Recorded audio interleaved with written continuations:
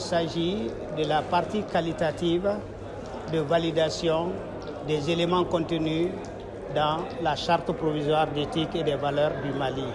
On a déjà fait une étude par questionnaire où on a interrogé 450 personnes, ménages, pour voir si les valeurs qui étaient contenues dans cette charte étaient partagées, et si c'est partagé, à quel niveau de pourcentage. Après cela, maintenant, nous avons besoin d'une étude qualitative maintenant sur les représentants des aires culturelles qui vont donner aussi leur onction sur le contenu de la charte. Voilà, l'objectif, c'est de donner leur point de vue sur les valeurs contenues dans la charte provisoire qui leur seraient proposées pour validation. Comme je l'ai dit, aujourd'hui, c'est cette charte qui va être la boussole désormais pour, n'est-ce pas, mettre en place des normes et des valeurs comportementales, individuelles, familiales, sociétales et sur le lieu du travail. Et également, nous sommes assurés également dans une partie, voir maintenant les éléments qui sont contenus dans la charte, comment ces valeurs puissent être, n'est-ce pas, transférées d'une génération à l'autre.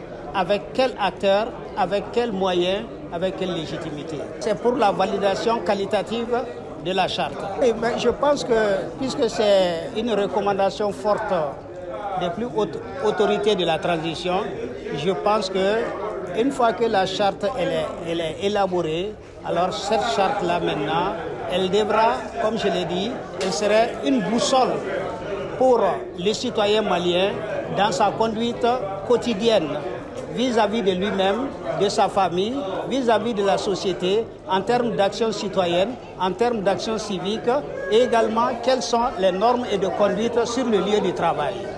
Après avoir interrogé 500 personnes, des ménages, des différents ménages qui ont été tirés au hasard, alors il s'agit maintenant des représentants des différentes aires culturelles du Mali de se prononcer.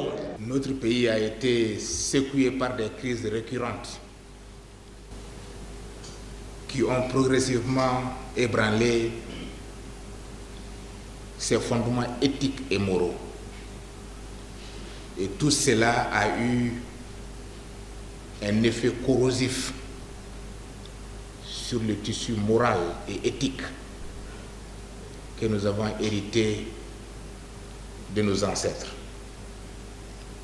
Pour préserver définitivement le pays de cette menace, Son Excellence le colonel Assimi Goïta, président de la transition, chef de l'État, et le Premier ministre chef du gouvernement ont engagé un vaste chantier de refondation nationale, soutenu par des mesures concrètes, dont la restauration de nos valeurs culturelles, pierre angulaire de ce vaste chantier institutionnel. La vision du chef de l'État à travers cette charte est de faire de la culture le socle de la refondation pour le nouvel homme malien, pétri des valeurs des Mayas et des Dambé, c'est-à-dire les citoyens du Mali croix. Pour la mise en œuvre de cette charte, 2 organes ont été créés. Un comité de pilotage qui a travaillé sur les aspects administratifs, sur les orientations à donner, les orientations stratégiques, et un comité scientifique chargé de l'élaboration du document référentiel qu'est la charte d'éthique et des valeurs.